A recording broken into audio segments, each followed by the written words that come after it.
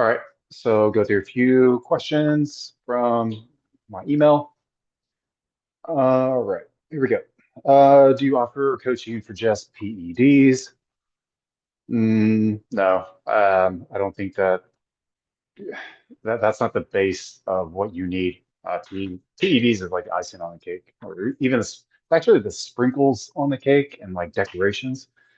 Nutrition is what I do, and my background is physiology and kinesiology. So like as a strength and conditioning specialist, so like I do workout programs and I've done all the training and such for sports specifics as well, like in football and girls soccer. But uh, it's not fun for me. I'd rather give you someone else to follow or someone else's plan, and I just stick with nutrition and lifestyle changes. And if hormone replacement therapy comes into play or PEDs come into play because you are a competitor, then that will come into play. But nothing just for PEDs because I got to know everything else about you before you start taking stuff. So, um,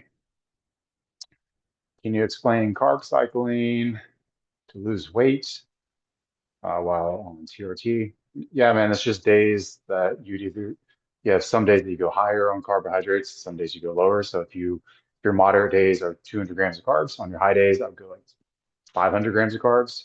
And then your low carb days, I'd go like 75 grams of carbs or even 50. It really depends on how low you want to go and how high you want to go. Like how much can you tolerate? Sometimes people go too low, then they feel uh, like their blood sugar dropping. Or some people that if they go too high, then their body is more insulin resistant, and so they end up holding more water, and it kind of backfires on you. But if your metabolism's cranking and it's good, you can boost that high carb day up more than 100% of what your maintenance is.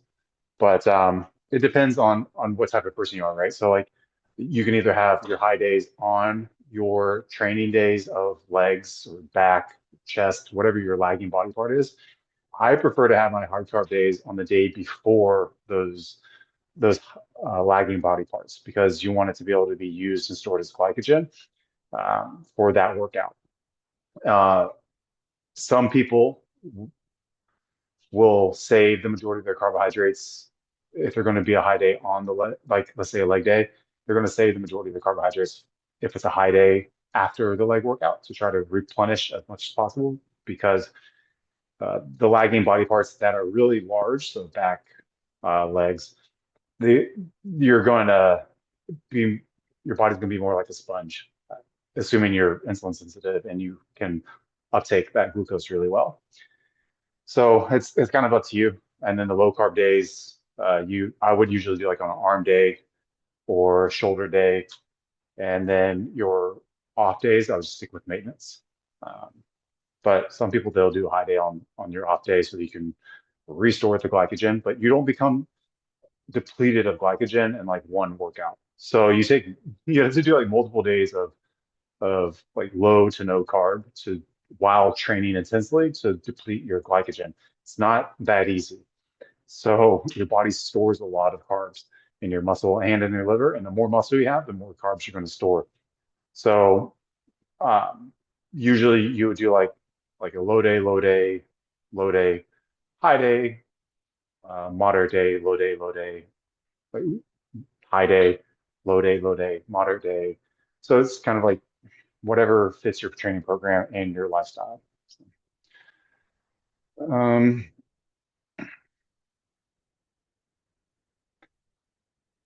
that's more of a personal goal. I don't really care. Is Anavar worth using if body fat is higher, in your opinion? Uh, that would be with 300 milligrams of test cypionates. Depends on if the Anavar is real and how much Anavar you want to use. You want to just use a little bit of a dose, like a sublingual dose pre-workout. Have at it. I would say you stay on these things for a longer period of time at a lower dose. If you're going to just use it every single day instead of pre-workout, you're going to have a better result. assuming blood work is good, because you always have to check blood work. But it just depends on your goal.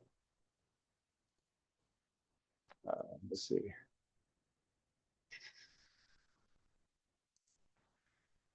Um, do you throw in AIs only if you have side effects, or do you wait to get your numbers and they don't? Right. So like when to implement AIs? Well, it's based on blood work, man. So I would get blood work. You can if you have experience, you can typically tell when your estrogen is high or low based on just the side effects that you have physiologically, and then mentally as well.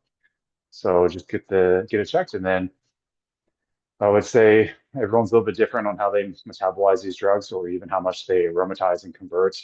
And it depends on what else are you on. So it's like, do you want to take an AI, or do you just want to add in um, Masteron or Primo? Masteron doesn't seem to lower estrogen, but it seems to have like a lowering estrogen effect. Like your estrogen might be a little bit higher on your blood results, your ultra sensitive estradiol, but from what I've seen and felt is the Masteron seems to have like a almost like a primobolan effect or an AI effect on the body without any of the negative side effects of having too low of estrogen. So a lot of the AIs like Arimidex, they last anywhere between 8 to 10 days in the bloodstream as far as the half-life goes. So I just wouldn't be throwing them in there like Tic Tacs. Losing strength mid-cycle. Could it be overtraining if nothing changed? I mean, if you think it's overtraining, then you're probably training too much, right? So if you didn't say how long you're training.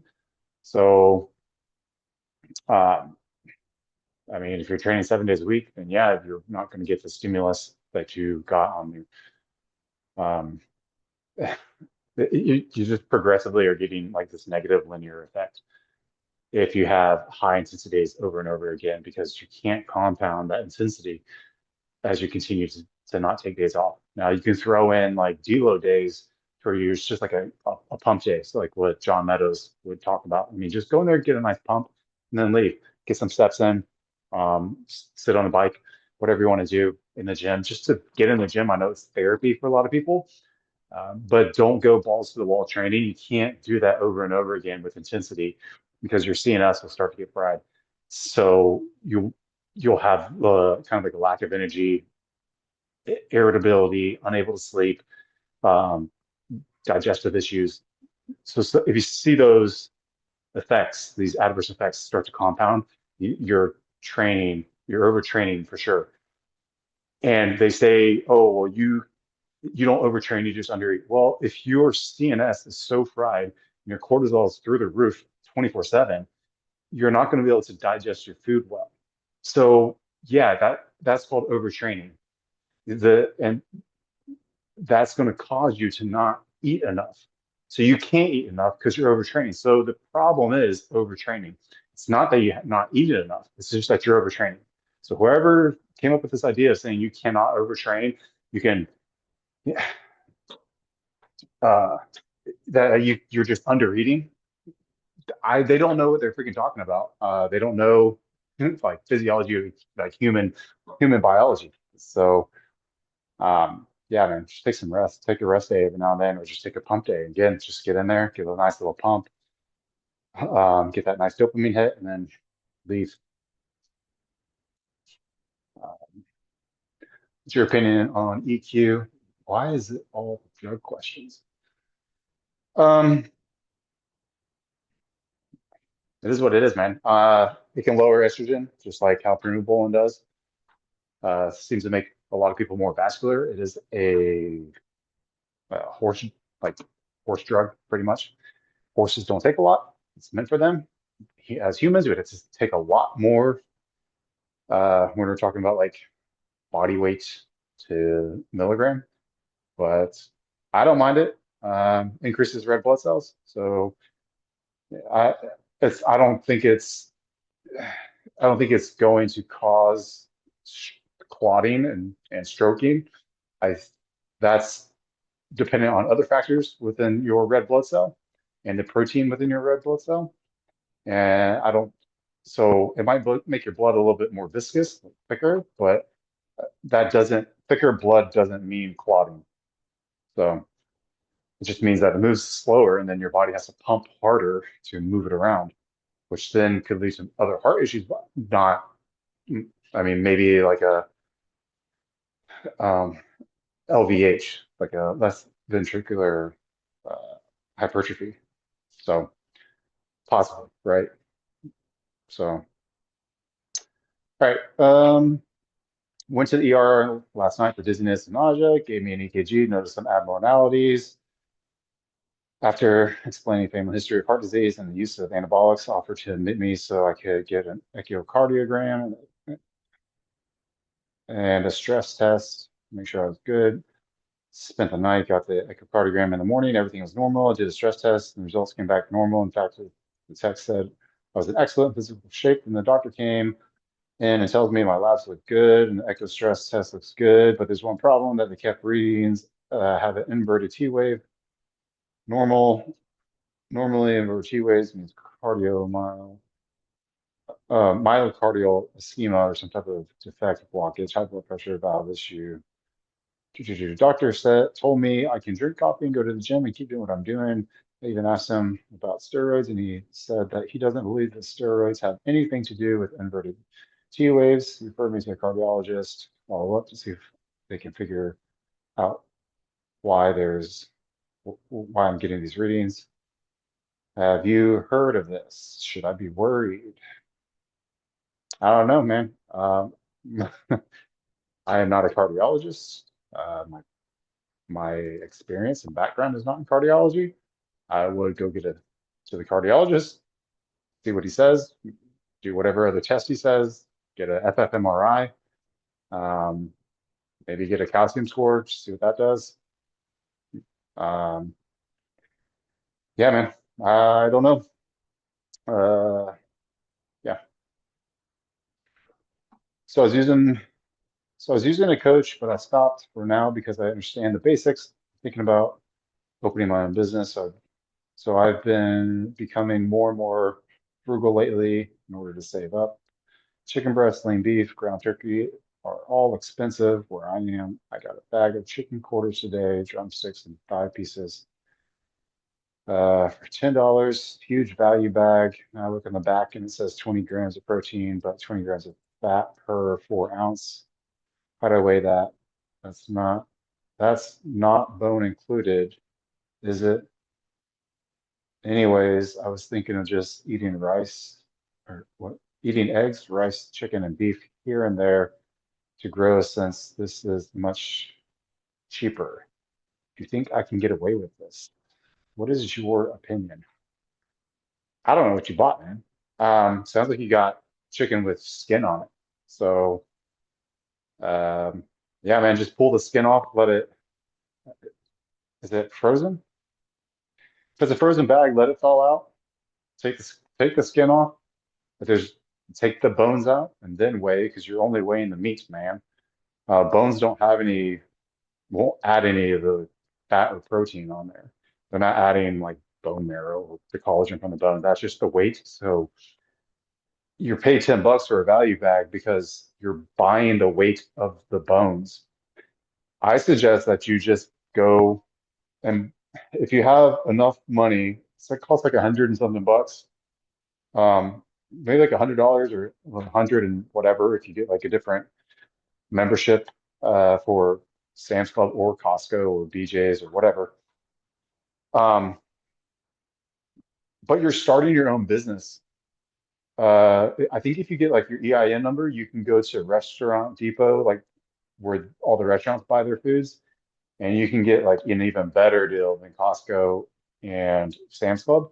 But just buy it without the bones because you're paying more money for the bones. So if you're buying a 10-pound bag of chicken with bones in it, that 10 pounds is also including the fat and the bone. So technically, it's not a good deal. That would be like buying rotisserie chickens. Like it's not a good deal. Just get chicken breast, boneless, skinless chicken breast. Rice, just get it ground. You can ask the guy in the meat department to ground London broil and just to have even less fat. Because I mean, in my opinion, I want like a 93.7 ground beef. So 93.7 will have like 8 grams of fat per serving. And eggs, keep at it. But that's the route that I go. The ground beef is going to be better. You can even ask them to ground the chicken breast and just say don't add any fat in there because sometimes they'll add um, like chicken fat or they'll add pork fat just so that it's more palatable. But just tell them to not add any fat, and you're going to get a better dollar value per pound of pure protein without fat and without bones. That's going to be the way that you save money for meal prepping and getting huge, building muscles. All right. I'm new to this, so hopefully you can help me. I'm 44 years old, 160 pounds. I was around 200 pounds and then got hit with COVID or whatever that was and dropped my appetite, digestive system messed up, which dropped me to 160 pounds. I've been supplementing calories with a mass gainer, the Naked Mass. Okay, my calorie intake is around 4,500. Trying to get up to 175 pounds. I use resistance bands at home 4 times a week. I looked through some of your information. Great idea.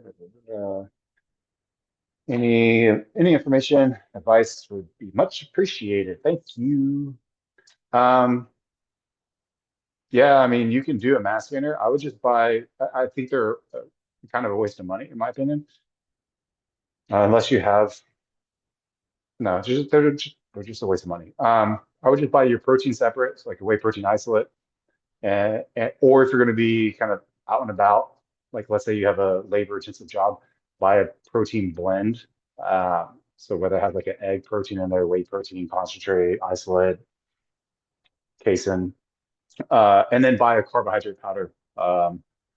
So like a uh, highly branched cyclodextrin, right? And you can buy that from like either on Amazon or True Nutrition. So if you're buying bulks supplements to add, I think True Nutrition, when you start buying like 10 pounds worth at a time, that's going to be your best way to save some money. I don't know where you're located, so I don't know if they ship across to the UK or not. I don't know your height as well. Height would be very important here. Um, so you just got to be able to increase your calories, man, to gain weight. But if you're trying to add on muscle, which you didn't disclose here, you're going to have to do more than just resistance bands at home. I mean, you can get away with, calisthenics to a certain degree, but you're going to have to go to a gym or order some gym pieces, at least a barbell and some plates so that you can do some deadlifts, some rows, some free squats, which means you have to be able to push press over your head, get on your back, squat, squat, squat, and then push press over your head and put it back down. You can do curls with that. So it'll give you an overhead press with that, push press, jerking press, whatever. So you can do that. Resistance bands, you're not going to get too far, mate. Um, yeah. So just keep increasing your calories. You didn't give me much to look at here, but I really don't care about how many calories you're eating. I care about how many grams of protein you're eating, how many grams of fat you're eating, how many grams of carbs you're eating. And then if I want to, I can find out the calories perfectly fine. I can't find out your macros if you give me your calories. So you see the dilemma that we're dealing with. Um, I know you're new to this, but calories don't mean a thing to me, not at all. Um, eat around one to 1.5 grams of protein per pound of body weight. And then you want some more carbohydrates. If you like carbohydrates, if you don't like to eat carbohydrates, if you're more of like I love eating fats, then increase your fats to meet your caloric need. But you need to at least see like half a pound gain week by week. So if you can go up half a pound per week, then you're eating in a surplus. So then when you hit the weight that you want to, then you can try cutting back on your calories, dropping the fat or the carbs, whichever one you eat more of. And you can kind of go back to the maintenance phase, continue doing what you're doing in the gym or resistance bands. And then you can go back to increasing in a surplus, because your body needs to adapt, and it will. And right, I'm consuming around 750 milligrams of caffeine pre-workout daily, if not more. I don't feel the kick with any less. Is this going to risk my health? I don't know who you are, but yeah, dude, um, get that checked out. Is your pre-workout real? Does it have actual caffeine in it? I mean, what are you using? Are you buying it on Amazon or something where they're not actually putting caffeine in there? I mean, it's a cheap ingredient, so I wouldn't imagine that they wouldn't put it in there, but I don't know. Usually, cheap pre-workouts, they put in a lot of caffeine and they put a lot of beta alanine in there. And they put a lot of B vitamins because you feel the beta alanine, that paracesis feeling, that pins and needles. You get the flushing effect of like niacin. If they put it in there, maybe if you're deficient in B12, you get a slight boost of energy acutely for your workout. But yeah, I mean, I would watch your heart rate, monitor that, monitor your blood pressure in the morning, post workout, uh, before you go to bed. And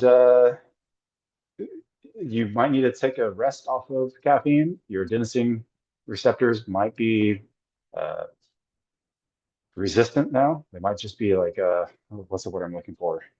Um, Desensitized. Uh, so that, I mean, that's just a theory. I don't really think that science actually knows that. Or you might be a high caffeine metabolizer, someone that is just off the scale outlier. Now, you can also get that genetic testing to see if you are a high caffeine metabolizer. Where do you get it? I don't know. Google it. But yeah.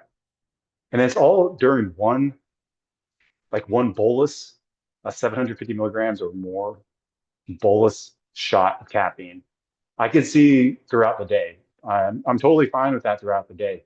I don't see any adverse effects with that as far as cardiovascular health goes.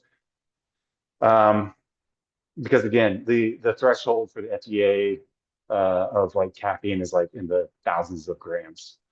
And again, that depends on body weight as well and activity level. But yeah, so many people eat way more or drink way more caffeinated beverages, and they just don't know how much they're taking. But I mean, I would say the average American, assuming they drink coffee and energy drinks, they probably are anywhere between 600 to 1,000 throughout the entire day. But at one dose, man, that's pretty impressive, dude. I would go get that checked out.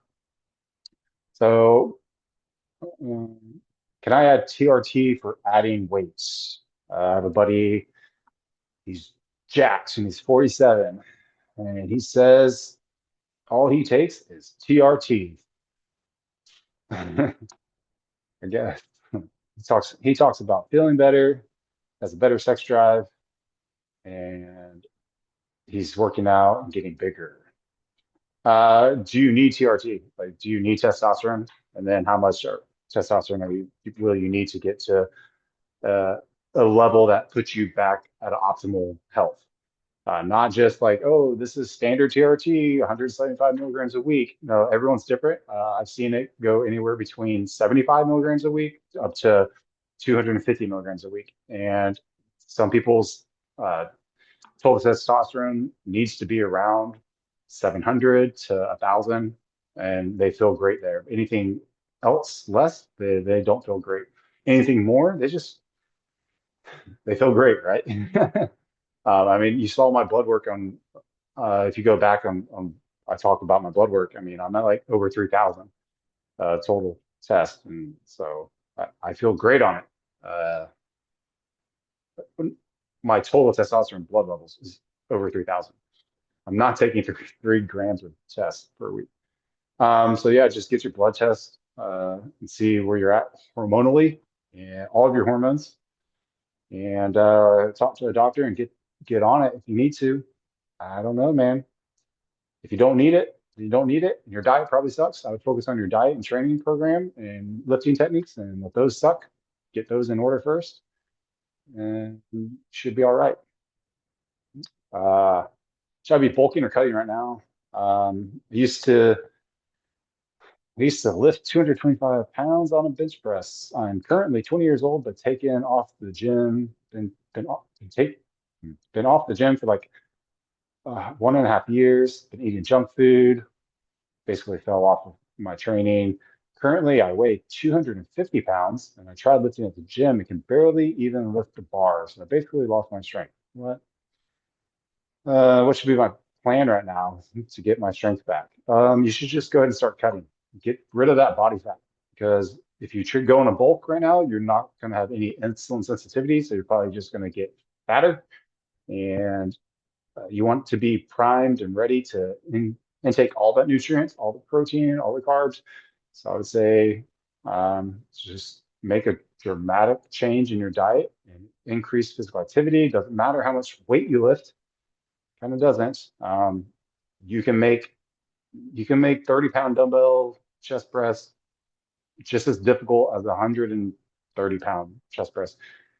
Depends on the tempo, the intensity, the eccentric and concentric movement. It's not always about the weight. And again, dude, you're 20 years old. You have a lot of time to like it's super easy to get the fat off and build the muscle right now. So you're in the prime position. I would go for a cut and get down to at least 12% body fat, 10 to 12% body fat, true 10 to 12% body fat, which means you should see all of your abs and barely have love handles. And then you can start increasing your calories, but try to get 1 gram of protein per pound of body weight minimum to 1.5 grams of protein per pound of body weight. And that will help you curb your appetite. Uh, yeah. Thoughts on sucralose? Is it destroying our gut bacteria, causing leaky gut? Uh, no, it's just a flawed research study that's meant to bring fear to you. They injected sucralose into mice brains. So if you're injecting sucralose into your brain or veins, yeah, I would stop. But drinking it or eating it doesn't affect your gut. I'm sorry, it just doesn't. Um, nah, I think the consumption. I, I'm a firm believer that the consumption of alcohol affects your gut microbiome way worse than sucralose does. Sucralose isn't the devil. I don't care if it's stevia, sucralose, uh, high fructose corn syrup. I don't care what it is. I mean, just freaking eat in moderation. But I think alcohol, typically a lot of these people that ask some of these questions, if you go through the Instagram profile, I see them kind of partying. But I would just say sucralose isn't the problem. I would prefer someone to eat way more sucralose than high fructose corn syrup. Um, I think high fructose corn syrup is way more harmful on the body than sucralose and on the digestive system and on the liver. Sucralose, I don't see a problem, man. You'd have to consume so much that wouldn't be able to fit it into your stomach all at once, man. It's not like it builds up over time. It's not like a fat soluble um, nutrition that transports itself into cells and then just accumulates over time. It's not attached to any type of aromatic ring and ester, and it's in our body. So it's out of your body. It doesn't harm your liver. The amount of sucralose that I intake and aspartame I intake, you saw my blood work on previous uploads. My liver enzymes are perfect. So does and my kidneys are perfect. All right, one more question, and then I can go to fold some laundry. Just heard my dryer quit.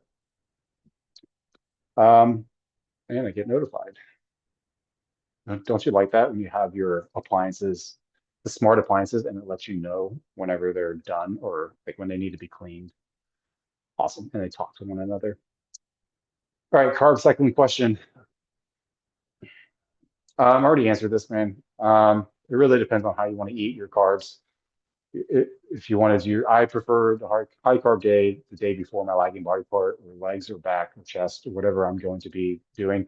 Even a high carb day before, let's say I do like sled pushes, burpees. I'm a big fan of that. I don't, I'm not saying CrossFit, like if you're a bodybuilder, but I think functional movement is going to help you get some of these muscles that you typically see in athletes, but that tight core, some rotational movements, which bodybuilders don't do. So if you can start doing rotational movements that are explosive, uh, then I would start doing that now. And I would probably do that after my high day because it drains you, right? Again, it's very hard to deplete all of your glycogen, but you're going to benefit from having a high day before one of those days. And you're and again, rotational movements with weight and intensity is going to help you have such a nice physique. I wish I was doing that after I like when I got older, but I went into more bodybuilding movement after all this the CrossFit and stuff because I got injured. I wish I would have kept that in because now it's hard. So, all right, that's it, man. So yeah, carb cycling is up to you. Anyways, later.